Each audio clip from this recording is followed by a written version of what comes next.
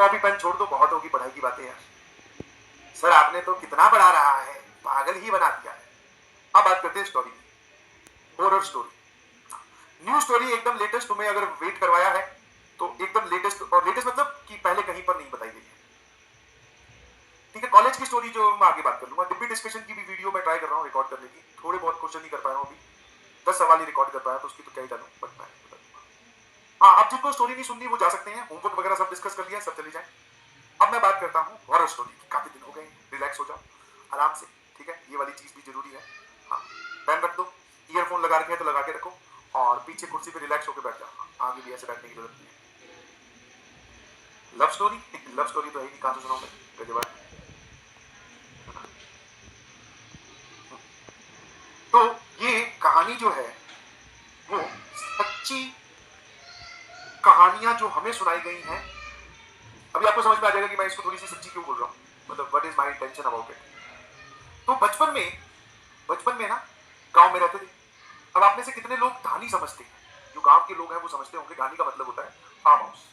जब आप खेत के बीच में ही अपना घर बना लेते हो, मतलब आसपास आपके खेत है और यहां से जो है वो रास्ता घर की ओर जा रहा है, यहां आपका होम है, समझते हैं, है ना।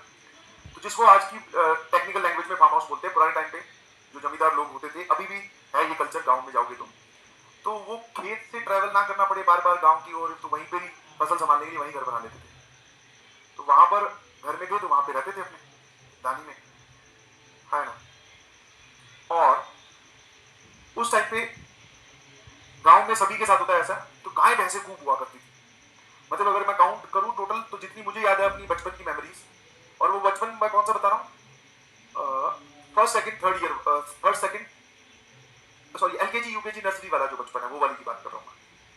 अब तुम लोग बोलोगे सर तुम, सर आपको ये कहानी याद कैसे रहेगी, क्योंकि उसके बाद में उस कहानी का जिक्र बहुत सारी बार घर में हुआ है। तो उस टाइम की मुझे याद नहीं है, बट उसके बाद में जब डिस्कशन करते होते थे घर वाले बैठ की, बातें तो चलती है जब इकट्ठे हो जाते हैं शादी ब्याह में, तो अरे यार वो हुआ करता था, है ना। तो इसलिए तो गाय भैंसे खूब हुआ करती थी पुराने टाइम पे। अब तो धीरे धीरे कम होगी। अब तो इनफैक्ट मैं तो वहां पे गाँव कभी कभी जा पाता हूँ छुट्टियों में, अब तो शहर में शिफ्ट हो गए हैं। बट जब गाय भैंसे खूब हुआ करती थी तो हुआ क्या करता था कि जितने भी घर वाले हैं, मतलब जितना घर का डेली यूज है दूध का वो तो आप निकाल लो, बाकी एक डेयरी वाले भैया हुआ करते थे।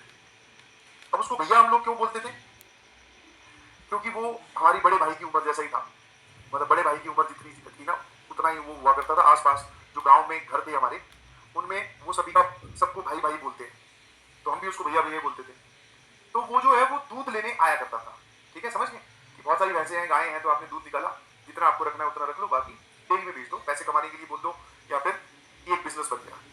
तो वो अच्छा उसको सुबह सुबह अपने घर जाकर, मतलब रात को इकट्ठा करता था वो दूध, रात को मतलब कि बहुत लेट नाइट, कि 12-1 बज जाते थे, उसके बाद में वो सीधा डेयरी में दूध देकर फिर अपने घर जाकर फिर सोता था।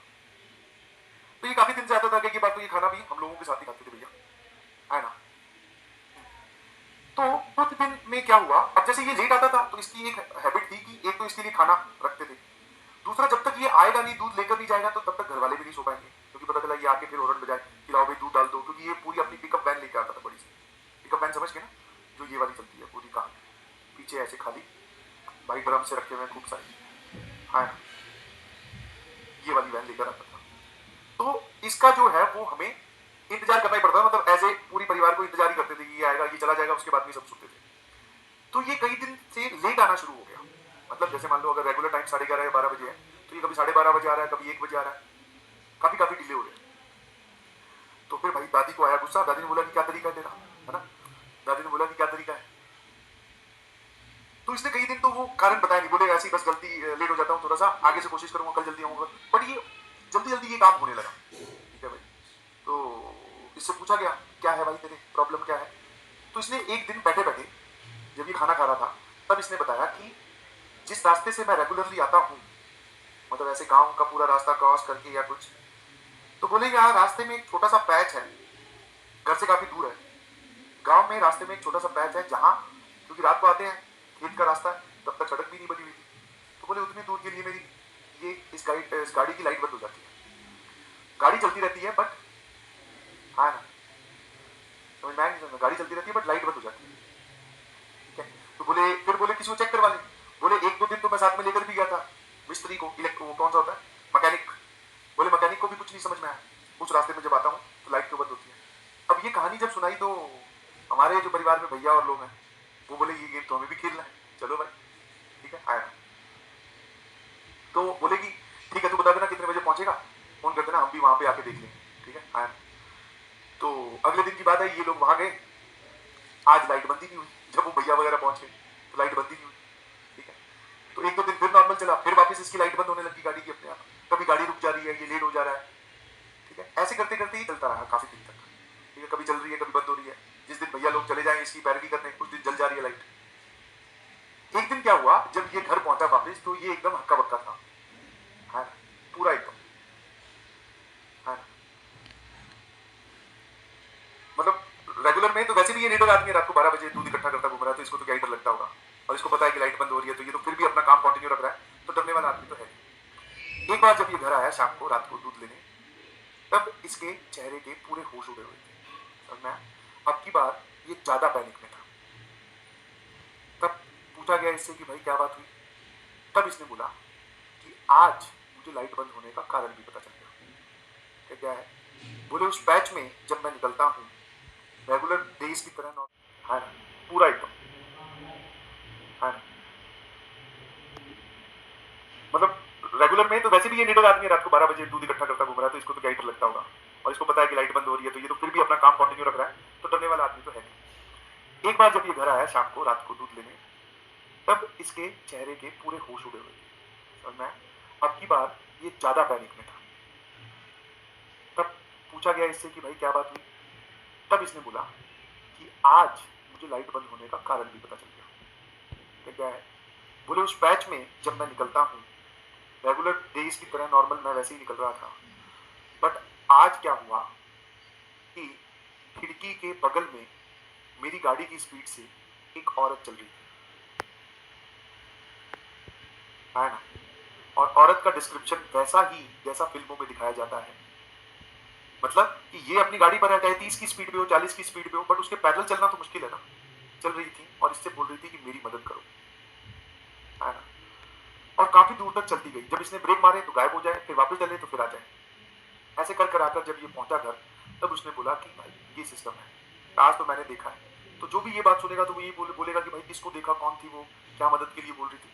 तो बोलेगी वो नहीं समझ में आया, बट हाँ ये था कि मेरे पैदल चल रही थी वो, मैंने तो गाड़ी भगाई तो उसकी स्पीड तो जैसे स्पीड बढ़ाए तो पैदल थी, चाहे आप कितनी भी बढ़ा लो तो पैदल ही थी, है ना। तब इस चीज को, क्योंकि ये फिर पूरे एक तो गांव का भी है और दूसरा फिर हमारे घर आने का भी रास्ता है, तो फिर इसकी जांच पड़ताल की गई कि ये क्या प्रोग्राम है ना। और ऐसा ये तो चलो रात को आता है, और हम लोग तो इसी रास्ते से आते जाते रहते हैं, मतलब जो चाचा वगैरह लोग हैं वो यही बात करते थे, हमें तो आज तक कभी नहीं ऐसा कोई मदद मांगने वाला इंसान आया। तो थोड़ी जांच पड़ताल की गई, गांव में पूछा गया कि भाई और भी किसी के साथ ऐसा कुछ हुआ है क्या, क्योंकि ये ऐसा तो है नहीं सिर्फ हमारे घर से दूध लेके जाता था, और भी गांव में कई घर थे जहां से दूध लेके जाता था, तो ये कहानी काफी गांव में पॉपुलर होने लगी, है। तब धीरे धीरे ये पता चला कि इसके बगल में जो खेत था ना, यहाँ पर, है ना, यहाँ पर जो खेत था, इस खेत में ही गांव में किसी औरत को मारकर दफना दिया गया है ना। और वो मतलब ये दो बातें एक साथ उठनी स्टार्ट हुई, एक कि वो औरत गांव से गायब है, घर परिवार में दिख नहीं किसी और घर में, और दूसरा कि ये सब इंसिडेंट्स, ये एक तो हमें पता चला, दूसरा गांव में आपस में लोग बात कर रहे हैं कि कुछ तो गड़बड़ है इस रास्ते में, लाइट बंद हो जाती है, कुछ ना कुछ परेशान कर रहा है। खेत में मारकर दफना दिया गया है, और वो जो लोग हैं जिन्होंने दफनाया है उनके घर पे ही ताला लगा हुआ है, ठीक है। मतलब वो काफी दिन से वो पूरा परिवार ही गायब है, कभी कभी उनमें से कोई दिखता है। तो इसकी जब मौत का कारण पता किया गया तो वो बड़ा ही अननेचुरल, और बोलते हैं ना जबरदस्ती किसी को मारना, कुछ बात हुई होगी, वो बच्चों को इतनी बातें बताते नहीं है तो हमने ज्यादा पूछा भी नहीं, है ना। तो वो औरत का वो भूत था जो उससे मदद मांग रहा था, लोग फिर कुछ नहीं, फिर पंडित वगैरह को बुलाया गया, उस एरिया का पूजन करवाया गया, ठीक है। फिर और भी बहुत सारी चीजें की गई होंगी, हमें नहीं पता उसके बारे में।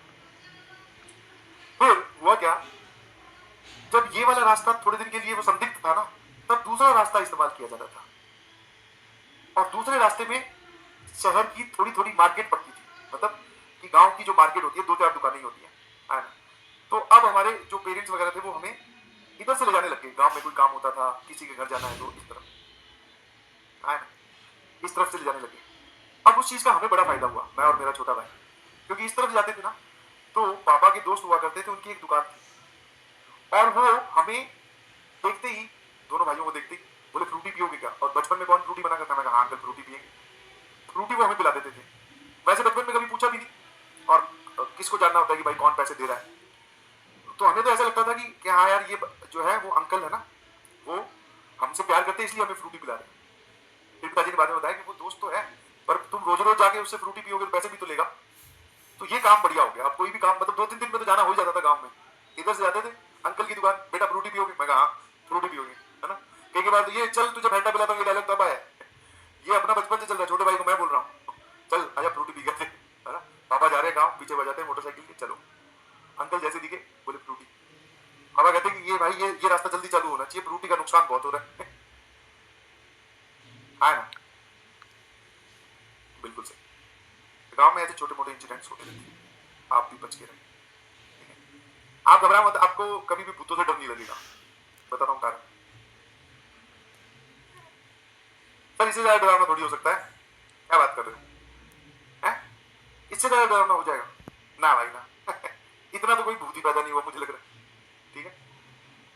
चलिए, थैंक यू सो मच, बहुत बहुत धन्यवाद, good night everyone, take a proper rest, ठीक है। अब 2 दिन हमारी क्लास नहीं है तो अच्छे से, ठीक है। चलिए, bye bye bye bye bye bye, thank you so much, bye bye, ठीक है। इतनी कहानी थी भाई, अब तुम्हें मजा आया कि नहीं आया, मैं क्या करूं उसमें। ये कह रहा है स्क्रिप्टेड है, तो स्क्रिप्टेड सुन ही लेना, कहानी की तरह तू क्या वहां पे जाकर सच में सीआईडी तफ्तीश करेगा क्या कि हाँ कहाँ पे दफनाया था सर, दिखाना, फोरेंसिक टीम लेके चलते हैं, और वो हमारे पास में वो भी आ गए हैं, क्या होता है वो जो खुदाई कर देते हैं, आर्कोलॉजिस्ट, वो भी आ गए हैं, बोले सर इसमें चेक करते हैं। गजब आदमी हो भाई तुम। कहानी को कहानी की तरह लो, कहानी को अगर सच में सीरियसनेस की तरह लोगे तो फिर ही सिचुएशन हो जाएगी ना, यहीं बैठे बैठे ही तुम। चलिए bye bye, thank you so much, good night everyone.